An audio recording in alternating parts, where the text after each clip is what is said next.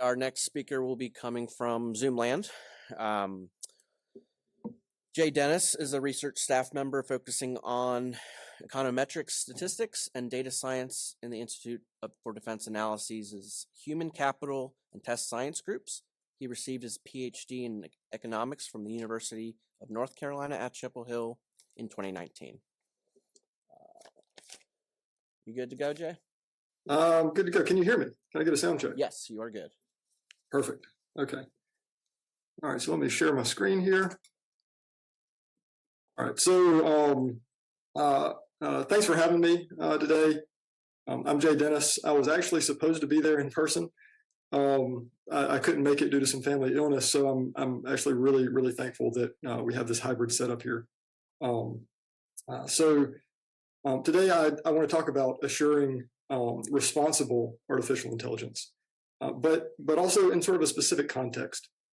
And this work is going to be funded, or this work is funded rather, out of CDAO's AI assurance group as well.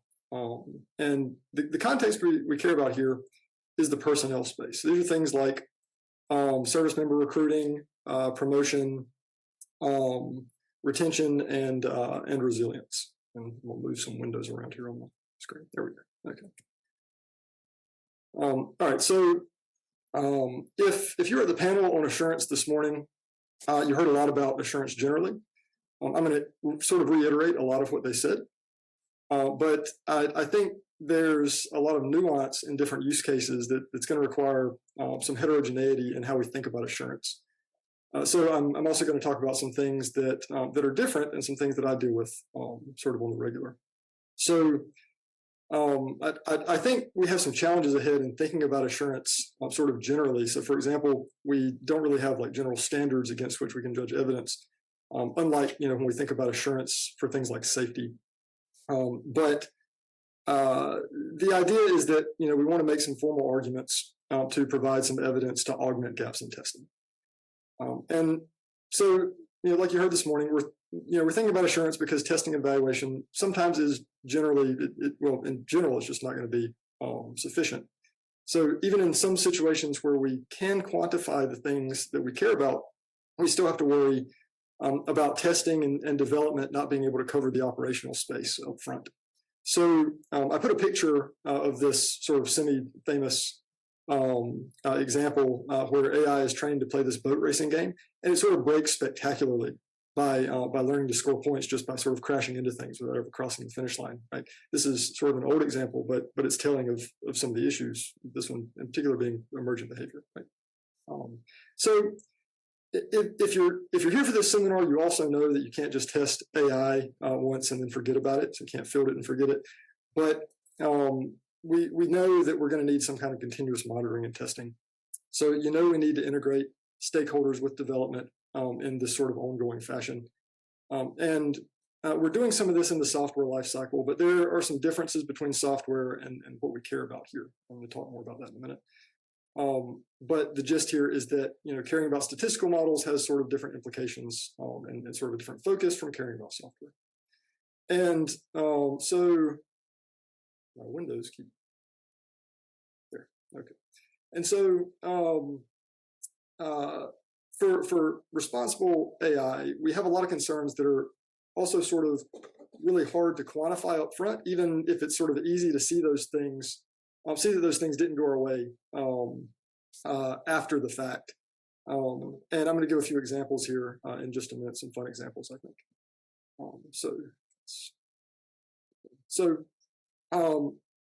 What are we hoping to get out of this? Well, we know we can't test everything formally.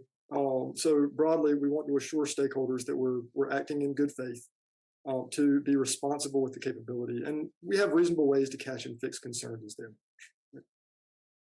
So I mentioned, I should back up and mention that assurance itself is, I don't think the sort of end-all be-all. I think it's a piece of the puzzle. And I'm not going to talk about some more of those other pieces are today. But there are other important things that I think we need to consider as well beyond assurance. I mentioned that we're specifically concerned about using AI in the personnel space. So why are we concerned about this? Well, I'm concerned about this because my background's economics. I do a lot of work in these areas, specifically with personnel management. So with respect to the application we're talking about today, it's a retention prediction model. FFRDCs have been sort of a buffer. We've been in the loop to sort of provide guardrails that help to protect against a lot of the issues I'm going to mention. But even for our own capabilities that we've developed in-house, we can't really guarantee that we're going to be in the loop anymore. Some of the software we developed is open source. We've gotten requests to deploy the software in cloud environments where the services can just use it directly. So even beyond that, beyond this specific use case I'm going to talk about today, we're seeing lots of new applications proposed in this space. Some of them are somewhat concerning. There's been a lot of hype around large language models and other generative models. You heard some of that this morning at the keynote and in the panel. There was a news article. I can hop way to the end of my presentation. There's a news article that where it was mentioned that a good application of some of these models might be to personnel management, right? But we also see at the same time this really interesting sort of phenomenon where users sort of all over the world have tested the boundaries of some of these capabilities, and we've seen these capabilities used in some pretty strange ways. Like on the right there was this company that fielded a sort of a therapy assistant style thing using a large language model, and we think applications like that are probably heading down a pretty slippery slope. Person mentioned some reasons that I'll mention here in a few minutes. But so we know that our goal is to have all AI in the DOD be responsible, but there's still this issue where applications and personnel management don't get as much attention from the DOD compared to sort of higher profile use cases that we're used to seeing and used to talking about. These things, think about like weapon systems, right? Weapon systems have real concerns with safety. Things like intelligence augmentation, those have real concerns with security, right? And the areas that I'm focusing on today, these areas I'm going to talk about, these risks are sometimes lower profile, right? The safety risks don't always exist in the personnel management applications, for example. But we're also thinking about sort of less complex use cases on smaller budgets. So these applications, how they crop up, they might actually have very little oversight. Sometimes do have very little oversight to guarantee that they're being used responsibly and appropriately. Make sure that they're tested and evaluated. And so in the DoD personnel space, this is a very large environment. Something like 2/3 of DoD's budget goes to personnel, if I remember correctly. So we're in this situation where AI has sort of become really easy to use, right? There are lots of new graduates who can take an Excel file and stick it into Python and run these sort of low code or no code applications. And the problem with that is that even though the use case may be simple, the people themselves are very complex. And I'm alluding to these examples. I'll give some examples in a minute, but the gist is that many people, even people who work in personnel management, aren't aware of this nuance that sort of is happening behind the scenes, and certainly aren't aware of how to appropriately accommodate this nuance in analysis. So we have this very large environment, lots of people, sort of low barriers to use of some of these capabilities, and lots of people want to use AI to improve their lives, right, to make their jobs easier. And all these things are good, but we can, if we're not careful, we can end up in this situation where we have lots of inappropriate things going on, sort of behind the scenes, just in the ether, that we're not tracking. And so that's something that we want to sort of stay on top of. So what are some of these concerns we're thinking about that I've alluded to? So I'm talking about some that I sort of encounter on the regular. Unintended bias is not something that's unique to personnel management applications. And this is something that everybody in this room, I'm sure, has heard lots about unintended bias. Typically, when we say that in our space, we're thinking about disparate impact or disparate treatment, specifically related to some kind of legally protected group. But we can frame this in terms of sort of general fairness as well. So say we want to train a model to help us figure out who'd be good to promote. Right? So we give our AI data on characteristics of individuals, past performance evaluations, specifically individuals who've been successful in their promoted roles, and we want to stick this data into a model, train a model to predict who is going to be successful in a promoted role. And maybe those are people that would be good to consider for promotion. This seems reasonable, right? Seems like a reasonable thing to do. But our data is full of all these sort of institutional things that don't reflect our current values, right? So, for example, females weren't allowed in a variety of positions like combat arms until relatively recently. How does that affect your trained model? How does that affect your forecasts? Right? So let's think about another example. Whoop, didn't mean to skip there. Let's think about another example. You're running diagnostics on your promotion model. Right? You have a promotion model, you're running diagnostics. You look at things like explainability metrics. You heard a lot about explainability this morning in the panel, if you were at the panel. By the way, the panel was really great this morning. So if you weren't at the panel, I recommend checking out the recording. I think these are recorded, so check out the recording, it's available. I've got a picture here showing some SHAP values as emotional. Our SHAP, and actually unrelated to this example, I'm going to say, but our SHAP values tell us, for example, imagine our SHAP values tell us that shaving waivers are an important negative predictor of promotion. So this kind of makes sense, right? You want your service members to be sharp and fit and uniform. If they haven't shaved, they aren't sharp and fit and uniform, right? Shaving waivers are indicative of an unshaved individual. We have people on the record, leaders on the record saying we want our soldiers, sailors, service members to be sharp and fit and uniform. It actually turns out that a particular demographic group is genetically predisposed to conditions that require requesting more shaving waivers. Right. So if you're not careful, it turns out that it's really easy to sort of conjure up these causal stories. Especially in our environment, we see this all the time. It's really easy to take things that are correlational in nature and think of this causal story that makes perfect sense, when in reality it's just wrong. And that has some implications for how some of this information is used and should be used by whoever's going to use it, right? So it also, interestingly, this is something I don't hear talked about very often. It also turns out that some of these explainability metrics are actually flawed themselves. And what do I mean by that? So like SHAP values, for example, aren't guaranteed to have the nice properties that everybody likes in the presence of some general correlational structures in the data. So when you use them with personnel data, with models trained on personnel data, sometimes it's not even clear what you're looking at with these metrics. So we have to be careful. Hey Jay, real quick. Yeah. I think our slides here aren't matching with what you are probably displaying. What do you see on your screen right now? So no, it's correct. You're good. Oh, Thank wait, you. now it just went back. Let's see if there we go. There's a little lag to it, but it's correct. So I'm still talking about SHAP values. So this picture down here in the lower right.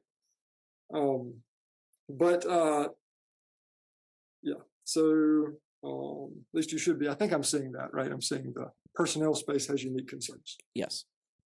Okay. So let's talk about a different example now. Let's talk about counterfactuals and misattributed causality. So we hear fairly often this notion that you can use AI to examine counterfactuals.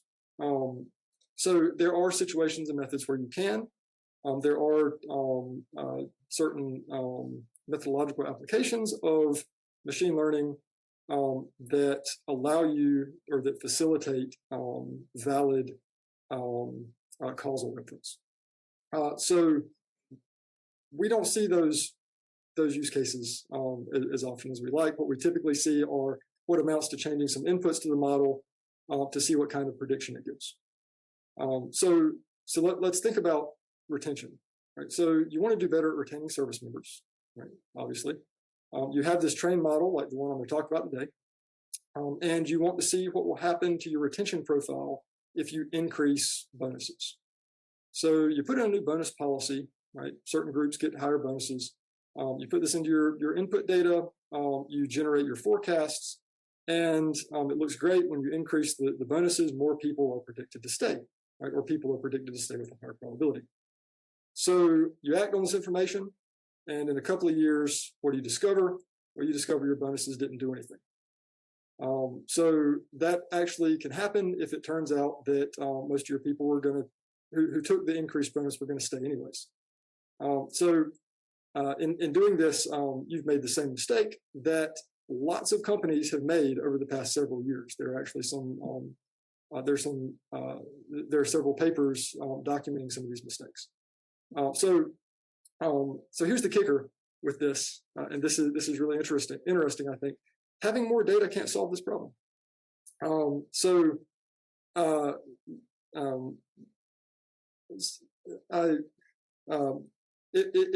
guess if I were in person, they'd sort of see me bouncing up and down with this. This is something I hear all the time. We need more data. That's the magic of machine learning. Give it more data, and things will work out. It'll pick up on all these nuances.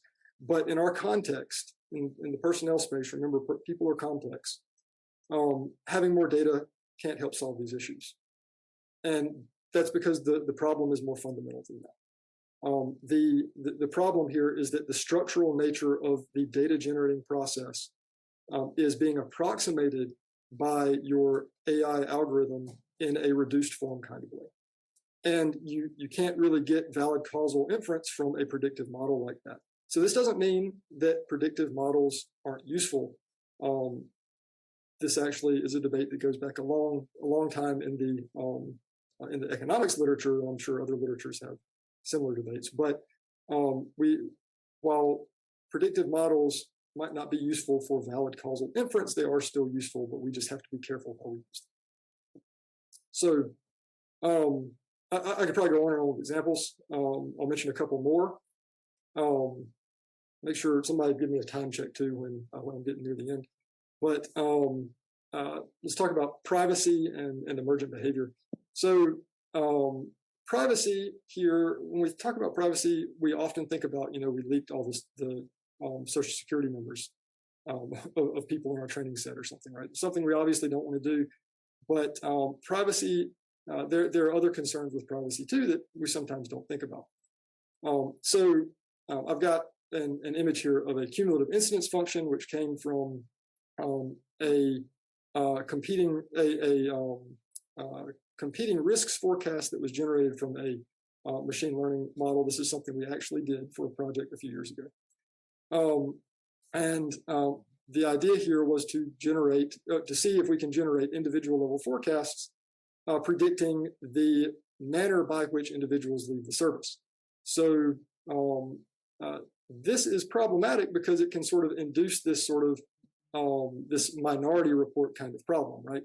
So here, what we're looking at, that orange curve is telling us the probability with which an individual is predicted to leave. This is from an individual level forecast. Telling us this probability with which this individual is going to leave, is predicted to leave, from an unsuitable state. So these are things like court-martial, right?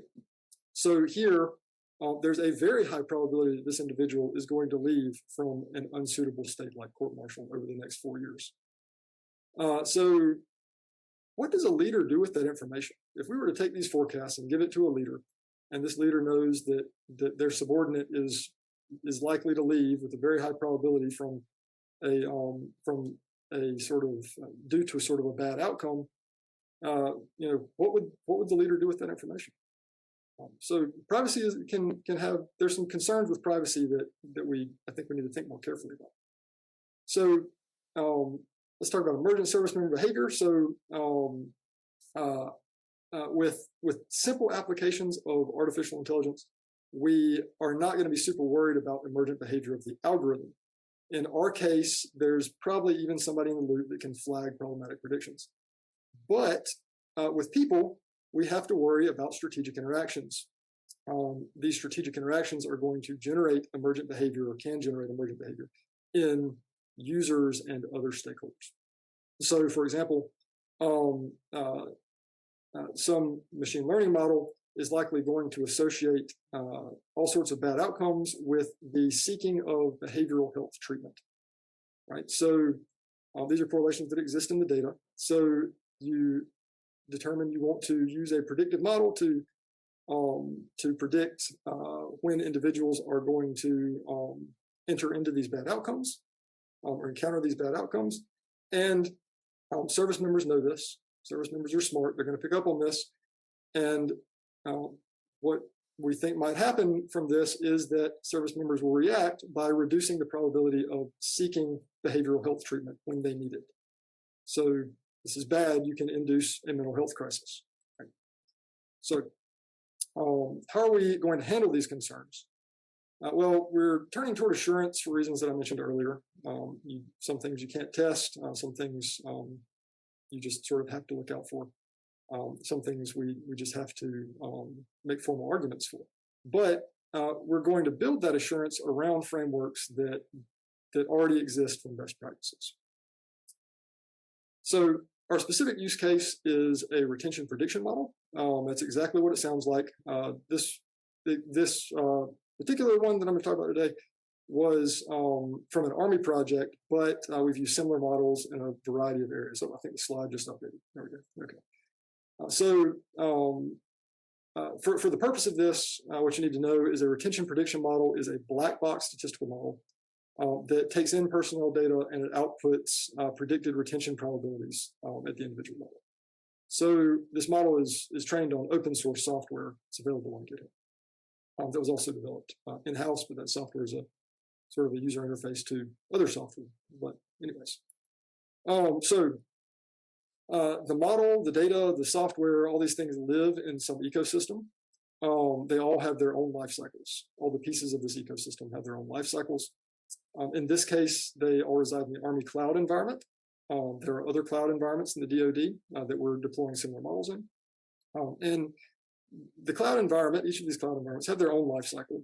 I don't really know much about the life cycle or the testing that goes on in these cloud environments.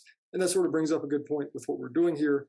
And that's that we're considering how to assure responsible use of these capabilities in context. So our assurance case is documenting the environment, but we're not necessarily seeking to assure everything about it. We're relying on the owners of that environment to have sort of their own assurance cases going on, their own robust testing schemes going on, and then we can document those and point users and stakeholders to that documentation. We're essentially going to assure the things that we have the ability to assure. So first we have the data. The data goes through its own updating validation cycle. We get data feeds from data providers. They have their own cycles to worry about.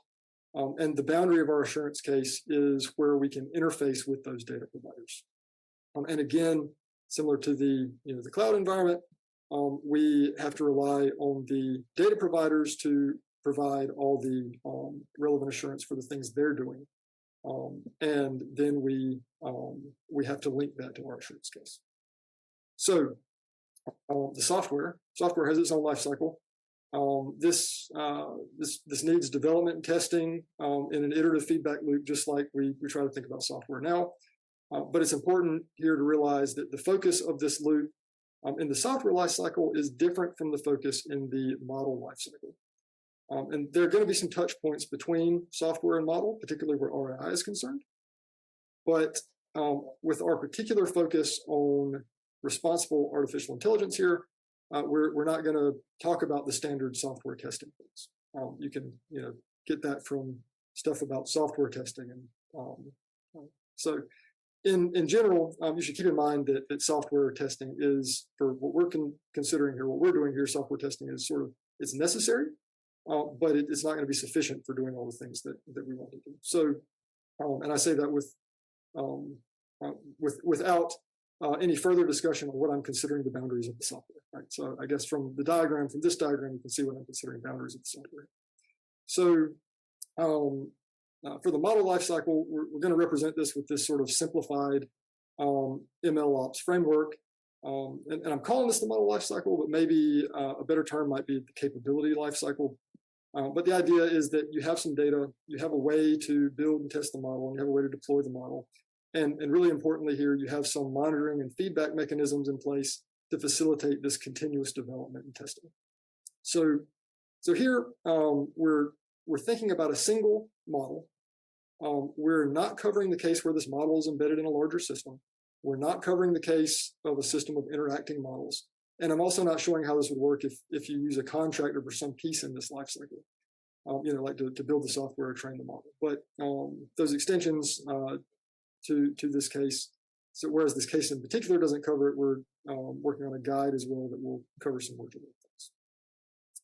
So once we know what the life cycle looks like, we can start figuring out where our RAI, where responsible artificial intelligence concerns appear. And we can start thinking about ways to mitigate those concerns. The documentation, the things we're thinking about here are documentation and mechanisms to collect evidence. And documentation is fairly straightforward. Over the past few years, really, the community has been thinking about what information needs to be communicated. A lot of these things we already think about or do, but we don't necessarily put everything together in sort of a formal and transparent way that's accessible to all the people that need access to it. So there was some discussion of this this morning in the panel. So mechanisms, in addition to documentation, we need to collect evidence. And so we're thinking about some ways to collect evidence, some mechanisms that help us collect evidence that we can use to make arguments for our assurance case. So this is sort of an illustrative, non-exhaustive list of some of the mechanisms that we're thinking about. And to think about how this sort of plays out, I'll give you an example from the appendix. So we can think about data quality, and this is a particular example from our retention prediction model. We start with some data. We enter into this train and testing cycle with this data, and we evaluate our forecasts as we're training the model. And we discover that it's really easy to predict stays. It's really easy to predict when a service member stays. Matter of fact, a great model for predicting when service member stays, if I were in the room, I would ask you all in person, and we could have a better discussion about this, but a great way to predict stays is just to have a model that says everyone stays all the time. That is very, very good at predicting who's going to stay 1 month from now, 2 months from now, etc. Once you get further out, a year from now, a little bit further, it's not as good, but that's a very good way for predicting short-term stays. But predicting exits is very difficult.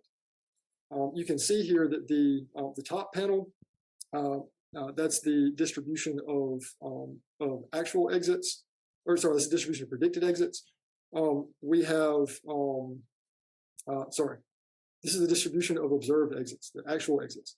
You can see that on the right side of the screen there, the right axis. So that distribution of exits is flat, right? Very different from the distribution of stays, where you can see it's peaked up on the probability 1 that individuals are going to stay. This is the distribution of predicted exits over everyone who did actually exit in the top panel, distribution of predicted exits over everyone who actually stayed in the bottom panel. I should describe that better. So that distribution is very flat among observed exits. And that tells us that we don't really have good data for predicting exits. And this is an ongoing problem. So to deal with this, we iterate back with the data providers. We look for more data that can predict exits. We think about what kind of data can predict exits. We have some good ideas about what that data is, but we don't always have good ways of getting access to that data. So in the meantime, what do? Well, we document our shortcomings and limitations. and we continue to monitor the forecast performance, and we continue this iterative loop looking for the right data, trying to get access to the right data. And in some cases, this loop takes a long time. I will back over here, and I want to talk about one more thing. 1 minute warning, Jay. 1 minute. 1 minute warning. Okay, I'll wrap up shortly. I'm almost done. So one more thing I want to talk about with red teaming. Red teaming was brought up this morning. This is a great way to sort of poke around at the boundaries of capability, and there are lots of ways to red team these capabilities. With the relatively recent release of a lot of these new generative models, getting a lot of hype right now, we're seeing a lot of red teaming going on both in official capacity and unofficially also through public use. And that's been really interesting to see some of this. But there's a lot of red teaming is sort of fairly standard. So these are things like how the forecast is affected by adversarial things, what happens if we change our metrics, what happens if there's a failure in the data pipeline. But so with the failure in the data pipeline, we've actually experienced this recently with Army's transition to a new underlying data system. But this presentation is specifically about the intersection of personnel management and responsible artificial intelligence. So I want to talk about a couple of examples for how red teaming helps with those things. And so synthetic data is a fun one. We have a pretty good idea that our forecasts are not going to be robust to large correlated shocks. So think COVID, right? We also have a good idea that we're not going to be robust against some strategic behaviors like purposefully rating a subordinate down in an OPR to show growth in the following year. These are things that happen. So we can use simplified data generating processes to illustrate to stakeholders how these things affect the accuracy and uncertainty of our forecasts. On the deployment side, we can look at things like how easy it is for someone to misuse the model, things like using feature importance to guide policy, changing inputs to produce counterfactuals, or using the model to forecast on a group that it wasn't trained on.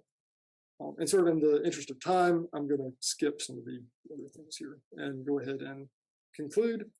And I hope I've convinced you all that thinking about responsible artificial intelligence has a lot of nuance in the personnel space that we need to give some attention to. There are many emerging use cases in our space, but there are also a lot of sort of unique concerns that sometimes get overlooked, and these are related to legal, moral, and ethical issues. They're not always obvious, and we do need some kind of framework for ensuring responsible use. And so we're thinking about assurance. Thank you, and I'll take any questions that you have. All right, thank you, Jay. We are running a little behind time, so let's thank Jay for his talk. If you have questions, you can reach out via email.